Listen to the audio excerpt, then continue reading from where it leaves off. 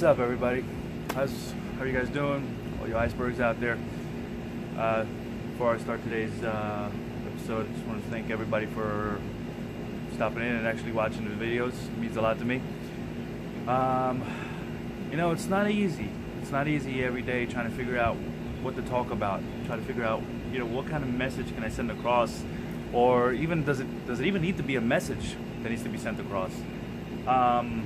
Ultimately, the simplest things to talk about are the things that evolve around you, things that evolve around what takes place in your life, what happens in your life, what have you done yesterday or the day before that may have been significant, or has anything, just whatever, what made you happy, what made you smile, what made you laugh, what made you cry. I mean, there's so much that happens in our everyday, where there's just thoughts that just come through our heads and just go from one end to the next, and you're just like, oh man, if I could only capture that moment. And you know what? If we could all have cameras surrounding us 24/7, I bet you there would be endless reality TV. Because once you edit down all the bull and you get down to the nitty gritty of it, I mean, every single one of us has a reality TV show surrounding us. I mean, it's us, it's our friends, it's our family, situations, things that happen around us.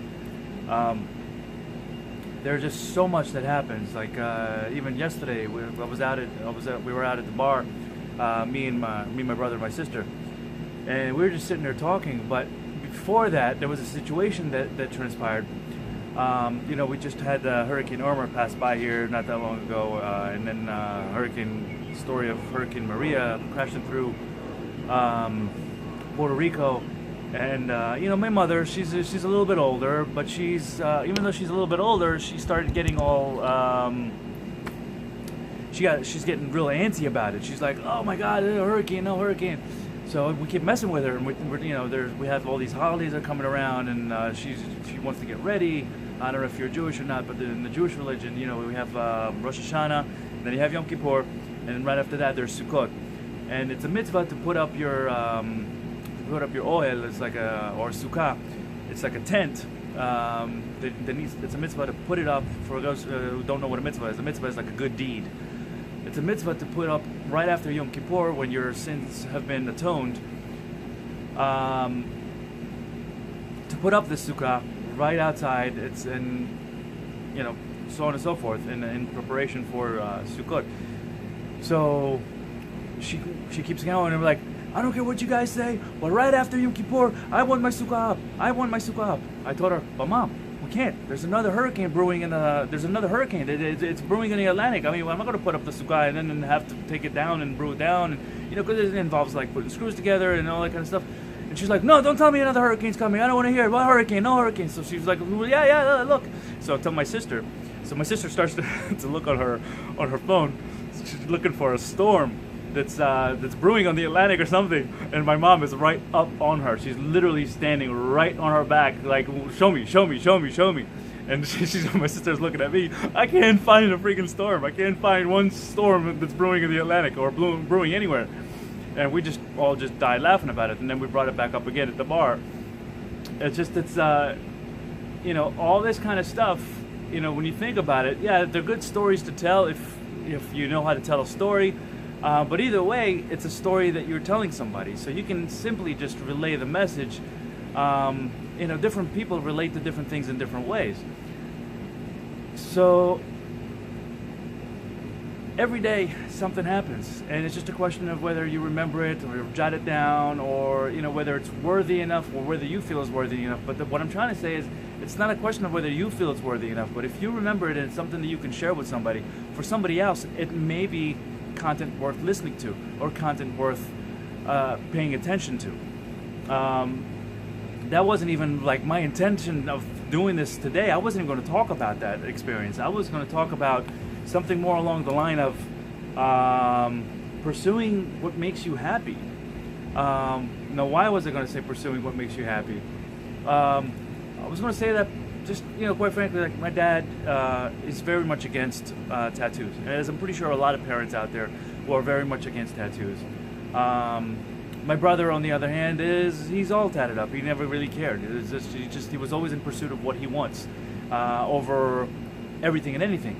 me being the oldest of six, I grew up always wanting to share kind of like what my parents' beliefs were, and kind of like, and show that as an example to my younger siblings. But even now that I have two younger kids, it's like, it's a question of now I'm like in a moral dilemma. Like, do I try to show my kids the same thing that my parents were showing me? Like, do I need to follow in their footsteps into what they thought was right and wrong? Or now that I'm old enough to make my own decisions, should I be able to but should I be promoting a different type of example for my own kids? And I believe the example that I should be showing my kids is according to what my belief is, not what my parents' belief were. My parents came from a different upbringing. They came from a different, just different altogether. I mean, they grew up differently. They came from a different country. Their parents had a different belief system, and individually they both underwent different raising. So recently, I guess, I decided, what, I've always liked tattoos. I've always admired them. I admired their artwork. Yeah, no, I do agree there are some people who are out there and just doing the tattoos for absolutely no reason whatsoever, but and then they say, oh, I wish I would have never got it. I wish I would have never got it. I wish I would have erased it. I wish I would have gotten something else, something that I would have, luckily with today's technology, you can get rid of them, or you can go. So as I was saying about the tattoos, something I've always liked. I was a little bit in between. How do I display this, or how do I relay this? I mean, with my kids, with my parents, their beliefs. I mean, and what are the repercussions? So anyway, to make a long story short, I went ahead and got my first tattoo one day. Got it in a spot, right here on my chest, and hit it around for a little bit. But what I went through in choosing this piece was years and years and years of thought and process, and I wanted to have something meaningful to me, something in regards to kind of like what my idea is behind it, what I'm not even so much like maybe surrounded around my faith, maybe also surrounded around a time, a historic era, that something may still be meaningful around the entire realm of what I believe is me. So when I chose to go ahead and get this, I figured, what, it's something that I'm willing to suffer whatever consequences may be. I mean, yeah, mind you, like I'm old enough, and what am I going to get from my parents? I'm going to get a little bit of bull here and there. Oh, I can't believe you did that. Da, da, da, da, da. You know what? It's bound to come, and I was ready and I was prepared for that when I took that leap. Luckily for me, my brother had already kind of like paved that road, but I still hear it till today. Every day, my dad goes, "Arr, arr, arr, arr, arr, arr." So, oh, you wanted to hear that again? Or you could always just, rewind a second and then you'll just hear. But anyway, the other issue, there's no issue. And then, like, I don't know, a couple months later, there was something else that I wanted to do that also was meaningful to me. And I got that right here on my shoulder.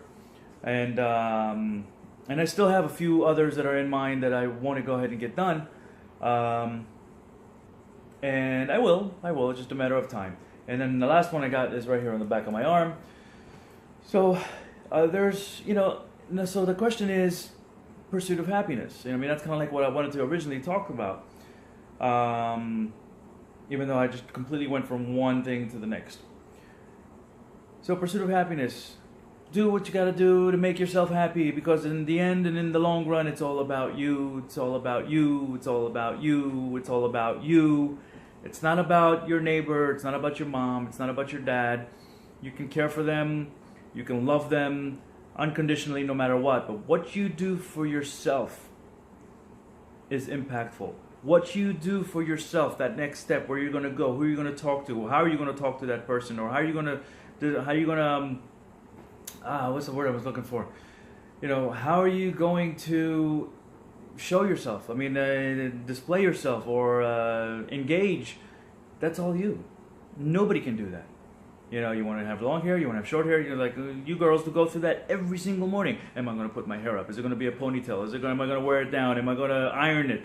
Guys, it's a little simpler. We wear one type of hairdo. It's either crazy, or we shave our heads, or we put gel up and throw it back, or some people spike it. I mean, whatever. And usually we have one do, and that's the do that we go with forever. But that falls under the same thing. You do what you're comfortable with. You do what makes you happy. You do what you feel would increase your level of confidence when you're walking out the door. Some people don't want to do that. But for instance, why do you take a shower before you leave the house? Because it makes you feel clean. Because you feel that clean, you are more presentable. That's at least my end.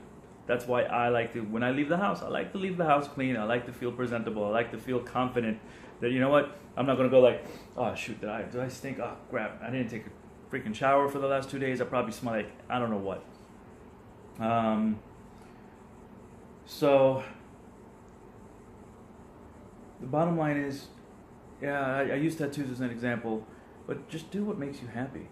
Because ultimately, I'm not saying, obviously there's, within a realm of morality, and you're going to make sure that you do what's right. There are still laws, and even if it makes you happy to knock somebody's house down, that's not exactly something you need to do. But if you have enough money to build a house so you could just knock it down, then by all means, if that's what makes you happy, then go ahead and do it.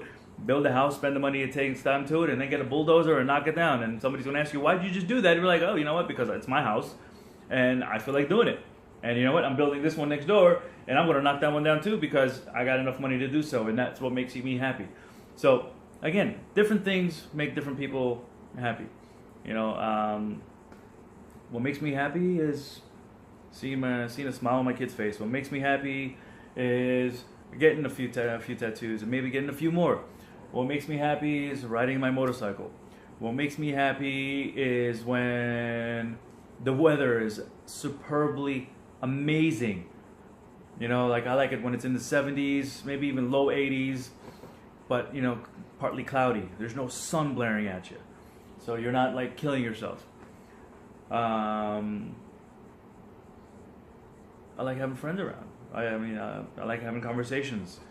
I like meeting new people. That's freaking awesome. Although I'm always a little shy at first because I don't know exactly how to take in those couple steps on people first, because you don't know what the person is like. So I kind of like to sit back and watch and see how the person presents themselves, so I can kind of have an idea. Is this a person I want to engage with, or is this a person I probably do not want to engage with? Maybe they're total assholes or total dickwads, and I'm like, do I really want to engage with this individual? Because you can't judge somebody for their cover. You can't judge somebody for the way that they look, because sometimes somebody may look like super rough and like oh god, I don't want to mess with this guy. He's probably a total freaking I don't know what. But you know what? You have a conversation with somebody, if they're on the same level as you, they could be amazing friends. They could be lifelong friends. You never know. So it comes down to, again, that's something that I've said in the last episode. Don't be shy. Don't shy away from having to meet new people. Don't be shy away from having new experiences. It's fearful sometimes. Like you feel like that fear just got you frozen and you can't break through it. And we're like, but I just want to say hi to that person. It's the same thing like when you're trying to meet a new girl or a new guy. And guess what? That girl or guy may think exactly the same way about you. They may like you. You don't know how they feel. But unless you sit there to approach them and actually say something to them, you don't know how their response is going to be. Yeah, be prepared for the worst. But you know what? Worst case scenario, they could be your friend. But then again, you may not want to be in that friend zone. In order to not be in that friend zone, do not approach it like a friend. Approach it as a serious inquiry. Just like same way you would approach a job. You don't approach an individual that you want to get into a serious relationship with unless you want to approach it as a serious inquiry. If you approach it as a friendship, then you know what? That's all it's going to be. It's a friendship. And people smell it. Women smell it. Guys smell it. Even though sometimes us as guys, we like the person enough to not smell it. Even though we smell it. It's right there in front of us. We're like, I know it smells like friendship, but I am going to make sure that it's not friendship. And you know what? And then you get creepy. And the girl doesn't tell you you're creepy because she's too nice to tell you that you're being creepy. So she keeps you around. But then that's kind of like misleading. And then you're sitting there in a situation where it's just like, yes, I've had a lot of those experiences. I've had to where I've been misled. I've had the situations where I wanted to be around the person for a very long time just because I felt maybe there was an opportunity. But you know what? Ultimately, I will tell you that no matter which condition you're in, if you're in a pursuit of something with enough confidence and enough persistence, there will be a payoff. That's where I'm going to leave it with today's episode. So, pursue your dreams, pursue what makes you happy. Don't be afraid of it. If it makes you happy, then it can't be that bad, right? Sheryl Crow sang that. You know what? It's got some truth. You can't be bad if it makes you happy. If it makes you happy to go talk to that girl, to go talk to that guy, then you know what? Go talk to them. And if it breaks your heart, you know what? Trial and experiences. The more you do it, the less that pain will hurt. You will get confident. You will overcome it. And you will feel a little more confident and more comfortable with doing that. Because you know what? It's a volume game. Life is about volume. Confidence is about volume. Pursuing is about volume. Some people get lucky. Boom. First shot, they go, oh, that's it. I'm done. I'm never doing it again because I got lucky. But some people, and a lot of the entrepreneurs know exactly what I'm talking about. You got to go at it again and again and again and again. Go back to the drawing board and come back again. Go back to the drawing board and come back again. You can't stop just because you fail. Failure is not like success.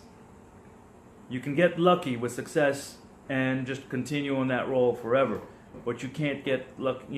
Failure is unlucky. You have to continuously pursue. You fail once, it's all right.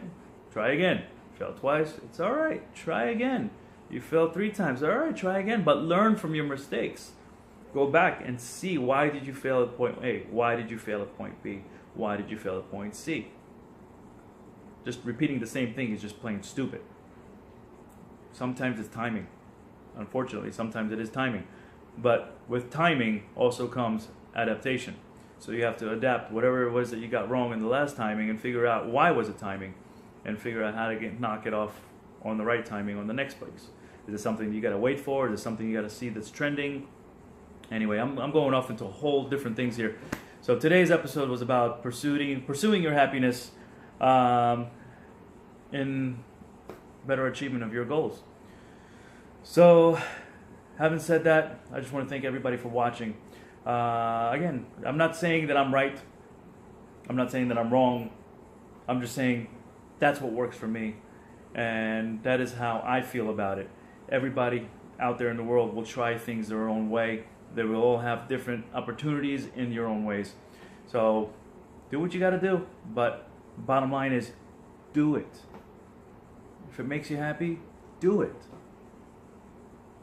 And on that note, I want to say again, thank you for watching, and see you guys again soon.